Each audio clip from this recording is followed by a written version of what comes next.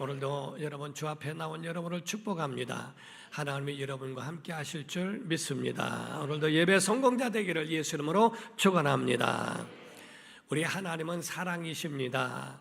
요한일서 4장 8절입니다. 시작. 사랑하지 아니하는 자는 하나님을 알지 못하나니 이는 하나님은 사랑이심이라. 아멘. 우리 하나님은 사랑이시다 이런 말씀을 했어요. 어떤 분은 오해하기를 사랑이 하나님이구나 생각하는데 그렇지 않습니다. 하나님의 성품이 사랑이라고 하는 겁니다. 우리 비록 사람이 타락해서 하나님을 떠났을지라도 하나님은 끝까지 버리지 아니하시고 사랑하시며 돌봐주시고 살피신다 하는 겁니다. 우리가 사람이 자녀를 낳게 되면 그 자녀를 낳을 뿐만 아니라 보살펴 주는 것처럼 아멘 합시다. 하나님은 우리를 창조하셨고 구원하시며 우리와 영원히 함께 하십니다. 이것이 바로 우리의 믿음이라 하는 겁니다. 그러므로서 하나님이 우리와 함께 하시다 세상 끝날까지 영원토록 함께 하시리라고 하나님이 약속을 하셨다 하는 겁니다. 그의 백성들, 그의 자녀들에게 하나님이 약속하신 약속이라 하는 거지요.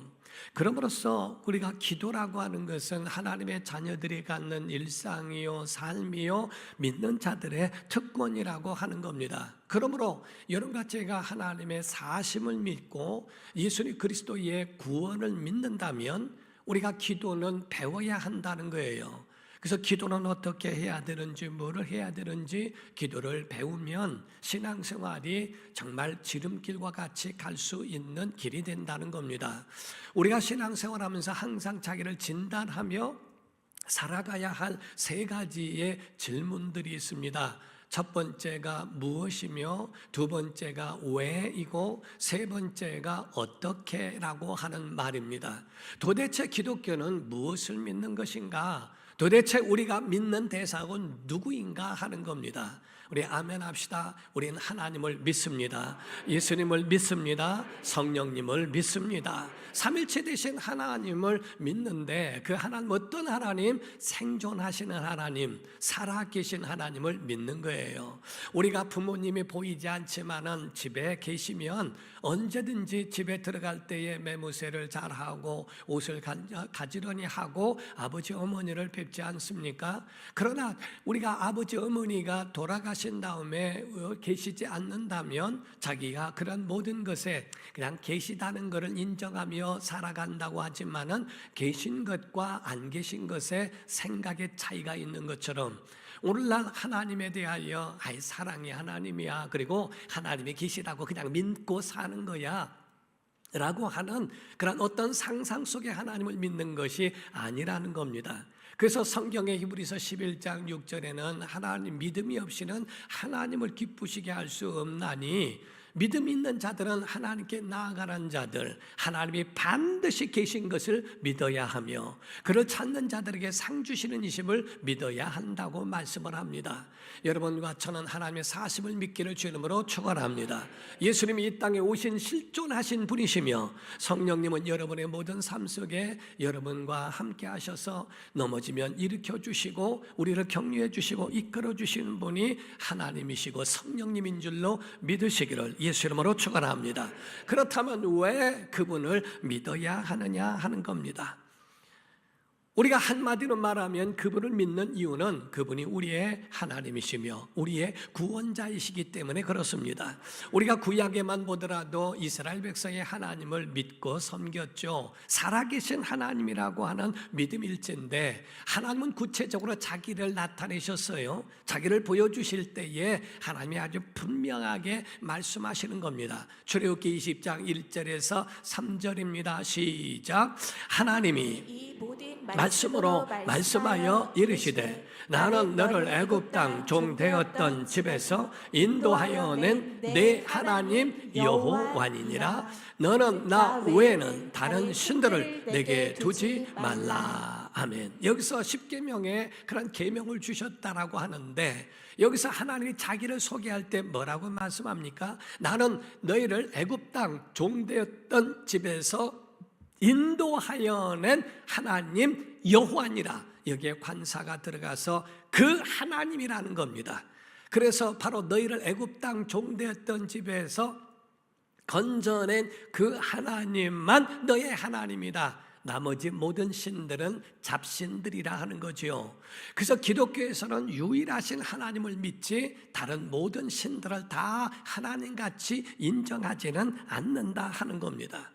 그러면 어떤 분이 생각하기를 그럽니다. 그럼 여호와를 믿어야지 왜 예수를 믿느냐? 그래서 어떤 사람들은 여호와 증인이 되기도 하고, 그리고 또 안식교를 따라가는 사람들도 없지 않아 있어요. 그러나 그 원리를 몰라서 그렇습니다. 창조하신 하나님이 죄를 지은 인간에게 약속하시고 언약하신 자가 있다는 거죠. 곧 그리스도 메시아라고 하는 말씀입니다. 성경은 밝히 말씀하시기를 요한복음 6장 29절과 40절입니다. 시작.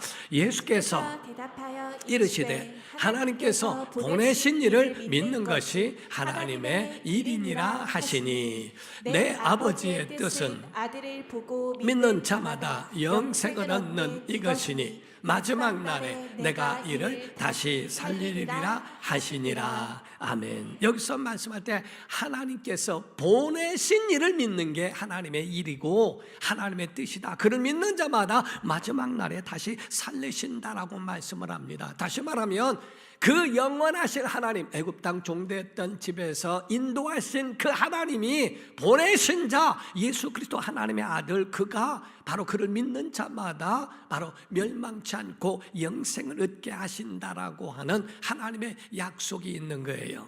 그러므로 여호와 하나님을 믿는 믿음과 예수 그리스도를 믿는 건 별개의 믿음이 아니고 같은 선상에 있다는 겁니다. 알파와 오메가와 같이 시작과 마침을 같이 인정해야 한다는 거죠. 그러므로 유대인들도 이 예수 그리스도를 영접해야 되는데 성경은 말씀하기를 그를 영접지 아니하였기 때문에 이방인들에게도 구원의 기회가 가서 영접하는 자라고 하는 말씀을 하죠. 우리가 요한복음 3장 16절과 요한복음 1장 12절을 말씀합니다. 시작. 하나님이 세상을 이처럼 사랑하사 독생자를 주셨으니 이는 그를 믿는 자마다 멸망하지 않고 영생을 얻게 하려 하심이라. 영접하는 자 곧 그 이름을 믿는 자들에게는 하나님의 자녀가 되는 권세를 주셨으니, 이렇게 말씀하죠. 하나님이 너희를 사랑하셔, 그리고 구원하셔. 그래서 그 하나님이 보내신 독생자, 바로 그를 믿는 자마다 구원을 받는 거야. 어떤 사람이 그를 영접하는 자들이라고 말씀하는 겁니다. 예수님을 영접하면 하나님의 자녀가 됩니다. 영접하면 구원을 받습니다. 바로 이와 같이 예수 그리스도를 믿는 믿음은 하나님을 환영하는 것이고 그 영접하는 것과 같다는 겁니다. 요한복음 13장 20절에 말씀합니다. 내가 진실로 너희에게 이르노니 내가 보낸 자를 영접하는 자는 나를 영접하는 것이고 나를 영접하는 자는 나를 보내신 이를 영접하는 것이니라. 이렇게 말씀하시죠. 전도인들이나 그 사도들이나 주의 종들을 영접하는 것은 주님 영접하는 것이고 주님을 영접하는 것은 주님을 보내신 이를 영접하는 것이라고 말씀을 한다 이 말입니다.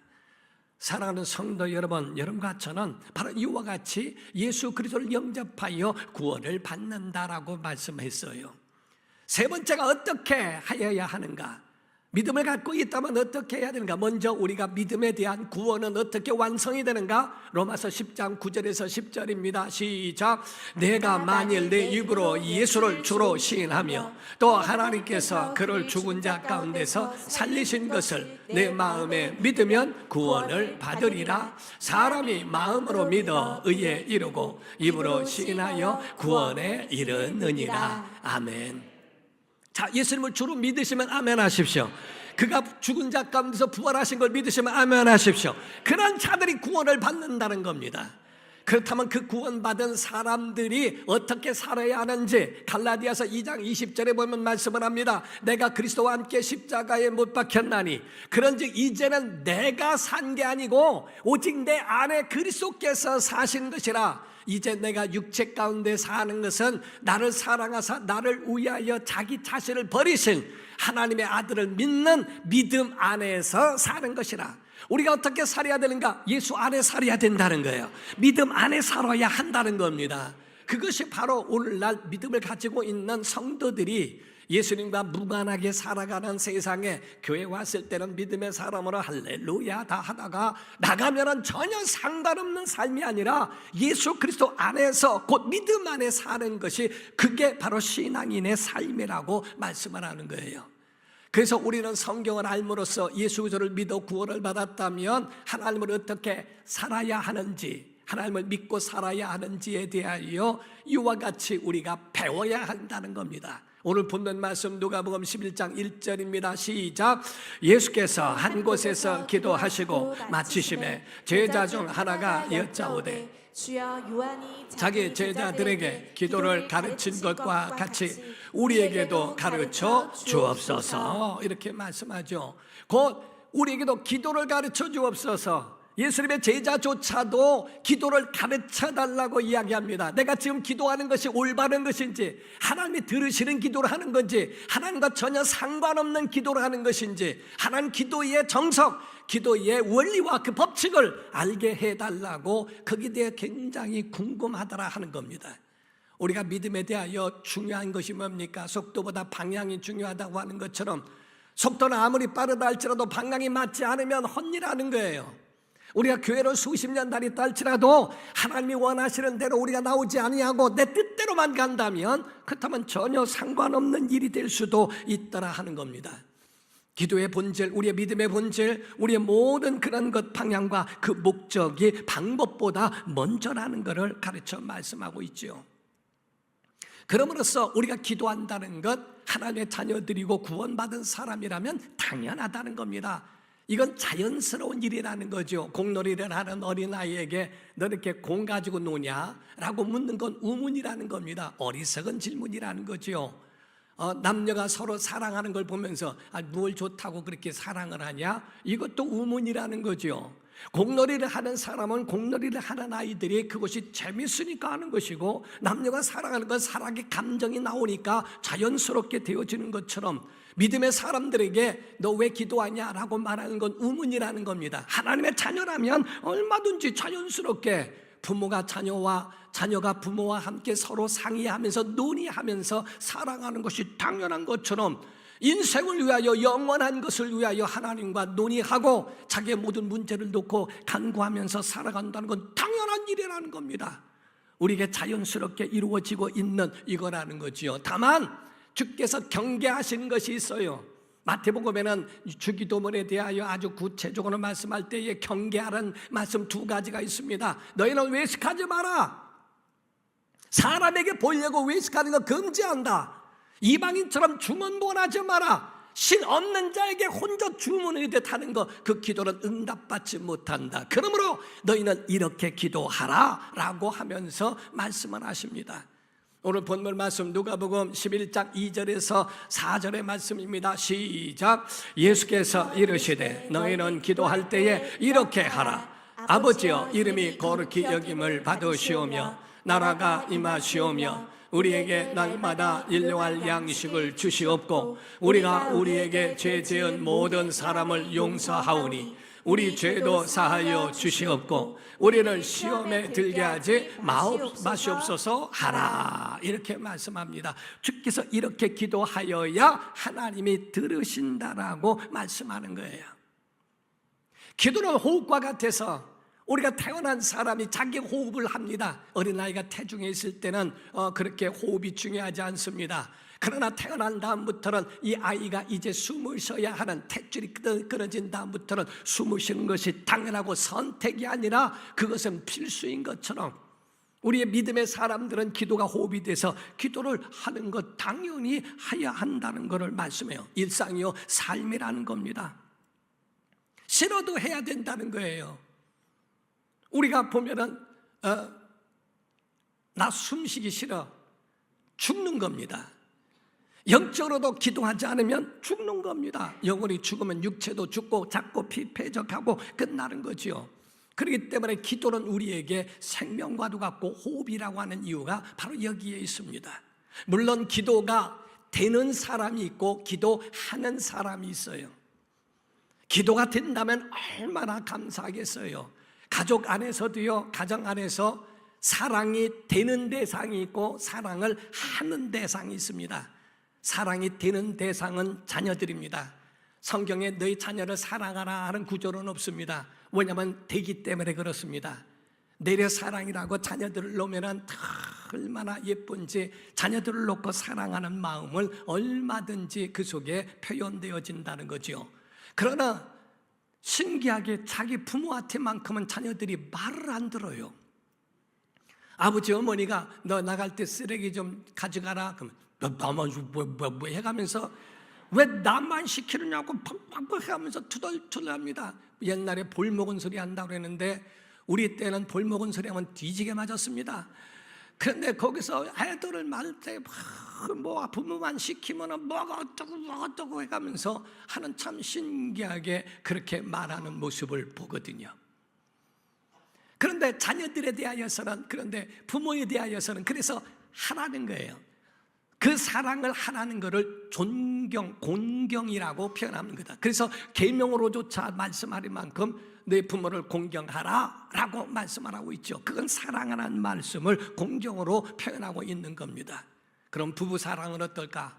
부부의 사랑은 처음에는 사랑이 됩니다. 나중에는 해야 합니다. 결혼 전에는 그저 아주 사랑 되니까 감성적으로 다 사랑이 됩니다. 그러다가 나중에 애를 낳고 하다 보면은 사랑이 식어지죠. 결혼한 지 3년 뒤에 심장 뛰는 건 심장병이라고 하듯이 여기서 계속적으로 가다 보면은 그 익숙함 때문에 마음이 열어진다는 거예요. 결혼 전에요, 기침을 컬럭컬럭 기침을 합니다. 놀라면서 아니 왜 그래? 감기야? 이거 죽는 거 아니야? 앰뷸런스 부를까? 당신 없이 내가 어떻게 살라고 자꾸 그래? 눈물을 흘리면서 난리가 납니다. 결혼한 다음에 기침을 합니다. 병원 좀 가봐. 왜 미리미리 안 가고 그래? 짜증나게. 내가 당신 때문에 못 살겠다 진짜. 애 하나 납니다. 그리고 기침을 컬럭. 약 좀 사 먹어 이 화상아 합니다. 애 둘을 낳고 난 다음에 기침을 컬럭. 이거 나한테 옮기는 거 아니에요 이거? 그래서 피한다는 거예요.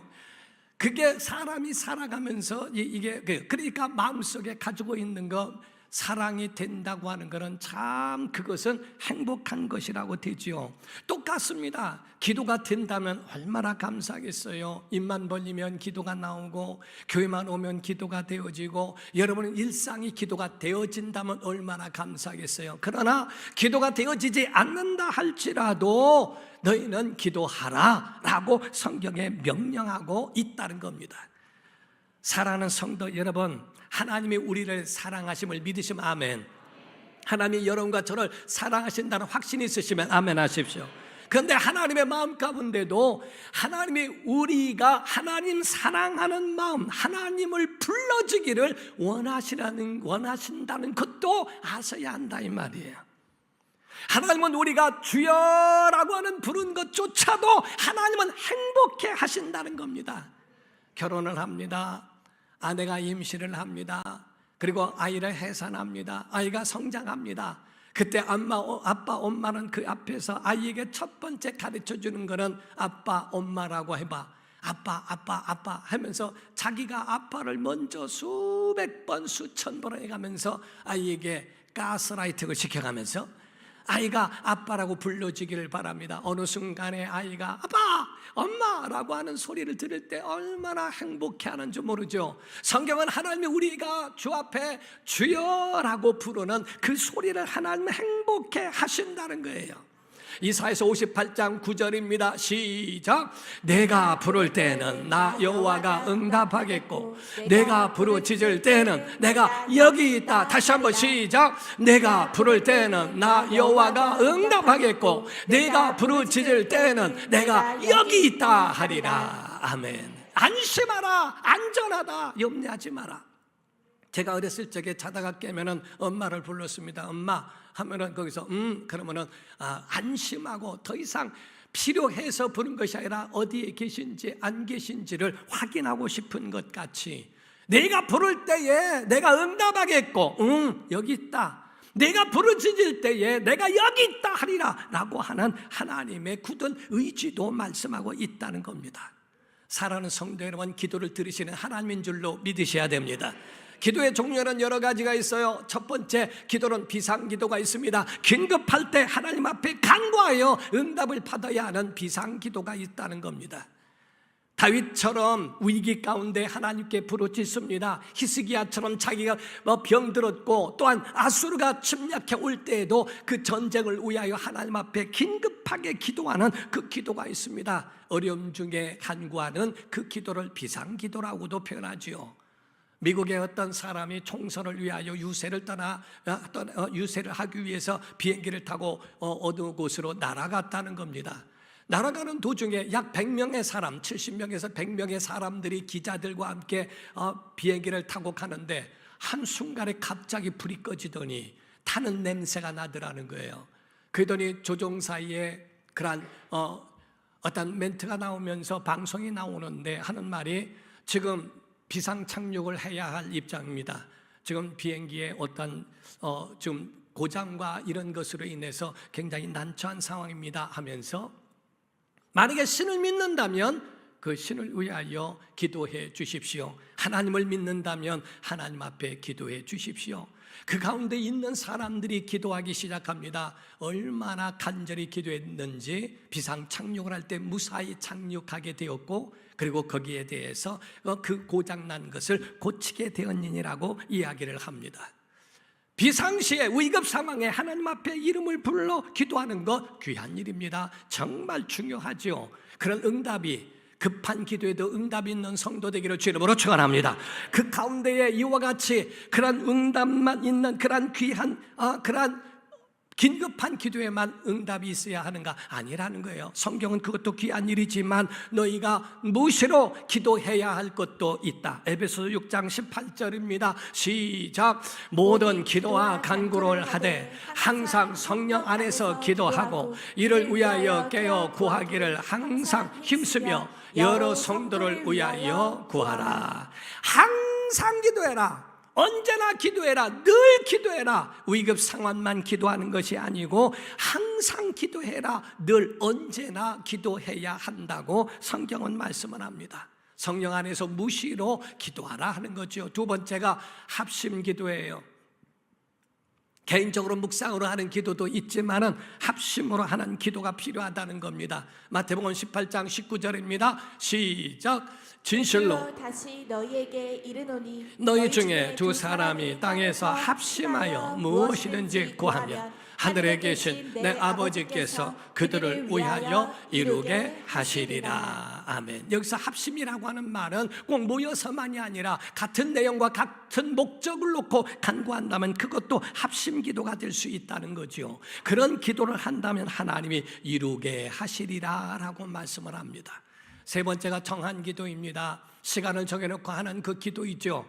다니엘서에 보니까 다니엘은 하나님 앞에 정한 기도를 하루에 3번씩 기도했다고 되어 있습니다. 다니엘서 6장 10절을 보니까 말씀을 하기를, 다니엘이 이 조서에 사자굴에 넣는다고 하는 이 조서에 왕의 도장이, 허락한 도장이 찍힌 것을 알고도 자기 집에 돌아가서는 첫 번째 윗방에 올라가, 두 번째 예루살렘으로 향한 창문을 열고, 세 번째 전에 하던 대로, 네 번째 하루 3번씩 무릎을 꿇고 기도하며 그의 하나님께 감사하였다라고 말씀을 하죠. 그의 기도에는 정한 기도가 있습니다. 하루에 3번을 하나님 앞에 기도하는 그 기도에 그런 마음이 그 속에 있었다는 거죠. 우리가 길 가면서 하는 기도도 중요하지만 정한 기도가 있다는 거예요. 네 번째, 골방에서 하는 묵상 기도도 있지만 부르짖는 기도가 간절하다는 거죠. 하나님 앞에 묵상으로 기도하는 것도 중요합니다. 그러나 정말 하나님 앞에 부르짖는 기도를 과연 하고 있는가? 엘리야 때에 갈멜산에서 기도합니다. 하늘에서 불이 떨어져야 참신이다 라고 대결을 할 때에 이 바알 선지자들과 함께 대결하면서 하나님 앞에 간구합니다. 하늘에서 불이 떨어지지 않으면 안 되니까. 얼마나 간절하게 기도했겠어요. 자기의 목숨이 달려있는 그러한 기도였습니다. 불이 떨어지기를, 또한 비가 오기를 기도했던 그 엘리야의 기도같이 간절한 기도를 하나님이 들으시더라 하는 거죠.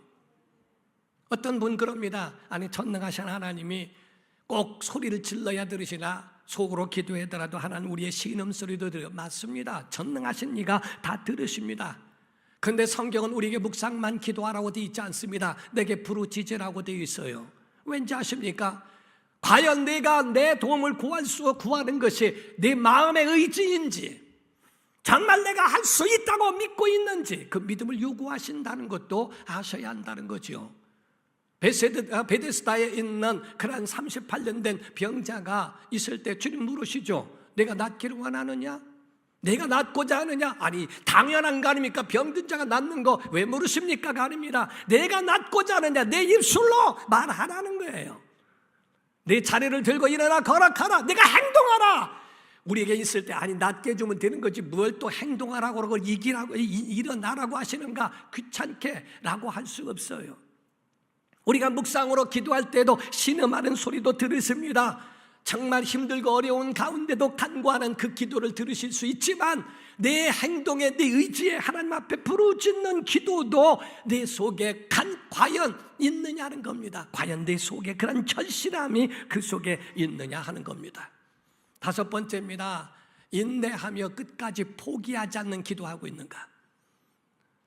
엘리야가 갈멜산에서 큰 비의 소리가 있습니다. 빨리 왕궁으로 돌아가라고 아합에게 말한 다음에 갈멜산에 다시 올라갑니다. 기도의 산에 올라가 엎드려 기도합니다. 한 번 기도한 것도 아니고 2번, 3번, 7번이라고 되어 있어요. 7번은 완전수예요. 여기서 7번이라고 딱 7번 했다는 얘기가 아닙니다. 1분 기도하고 또 가서 보고 1분 기도가 한 것이 아니라 7번 채웠다는 것이 아니라 끊임없는 기도, 응답될 때까지 계속하는 기도, 그 기도를 가르쳐 말하는 거예요.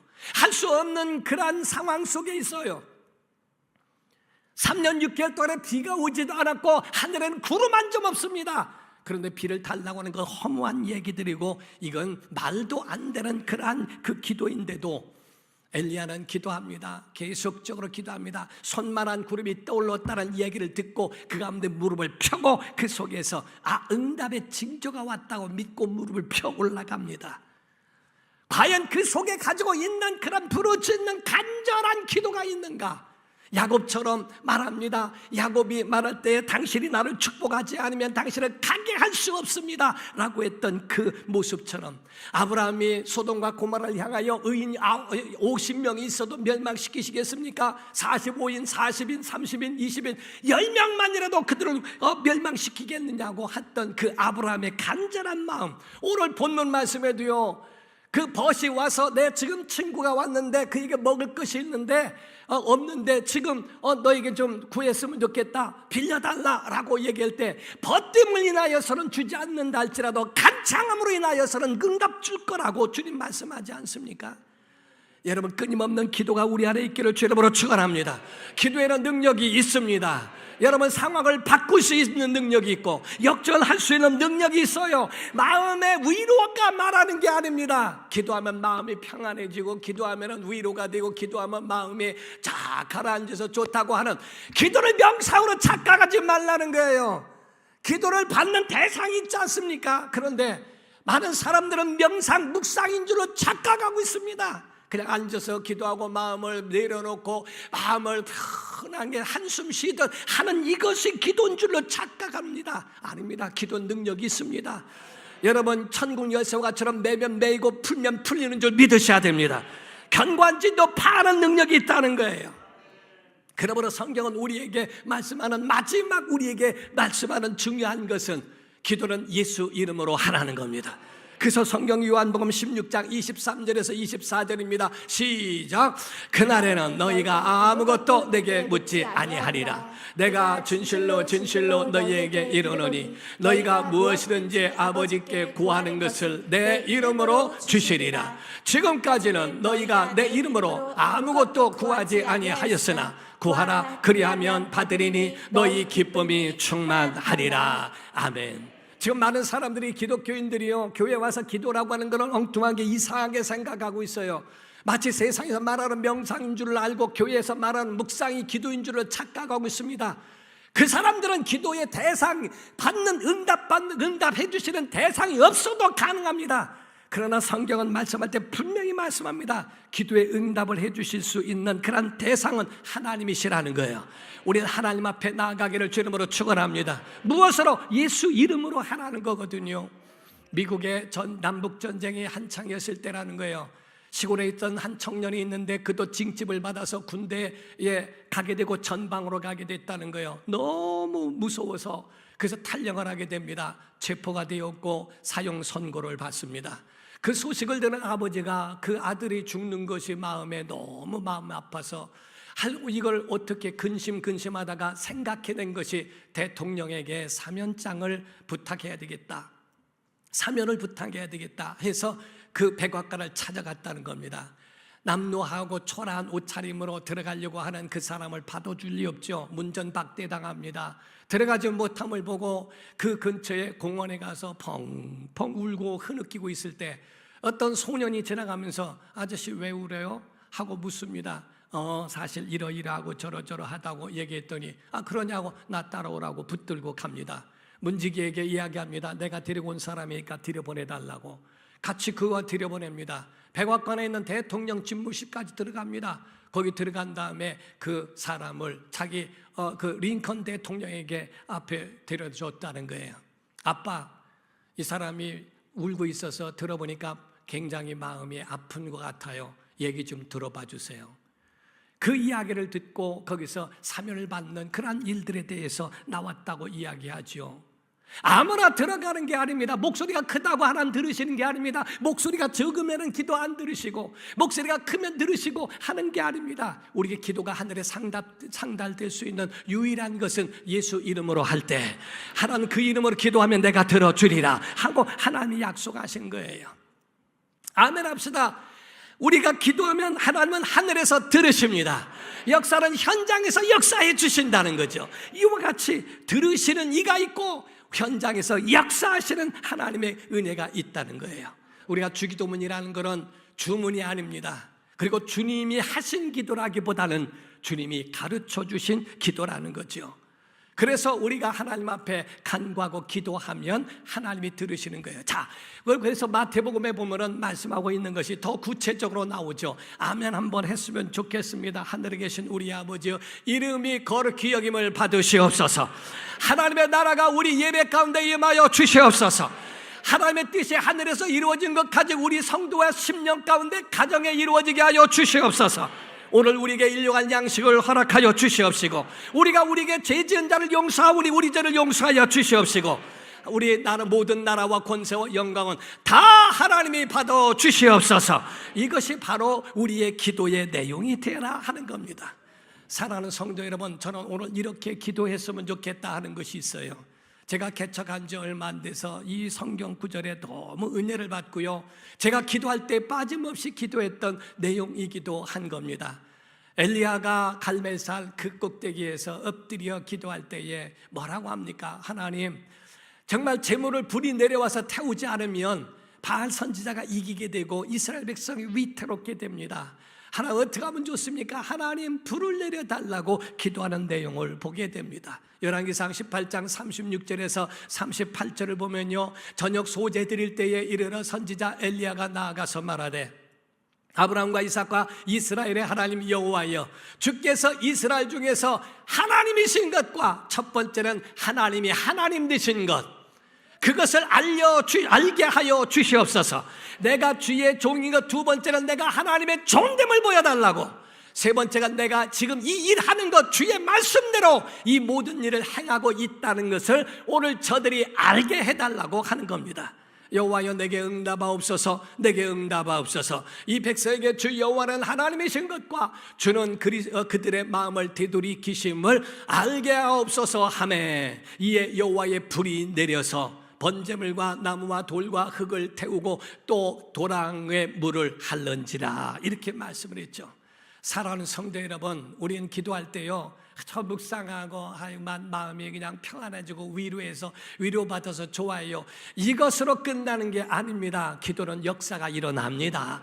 역사가 일어납니다. 불도 내려오고 비도 내려오게 돼 있어요. 여러분, 그 하나님의 역사가 오늘 여러분 가운데 일어나기를 주 이름으로 축원합니다. 하나님은 하나님 되심을 여러분에게 나타내 주실 것이고, 여러분이 하나님의 사람임을 보여주실 것이며, 여러분이 살아가는 모든 삶 속에 하나님의 인도하심이 있기를 예수 이름으로 축원합니다. 기도합니다. 이 시간에 기도할 때 하나님 아버지, 이 시간에 하나님 앞에 기도합니다. 하나님의 하나님 되심과 우리가 하나님의 사람 됨을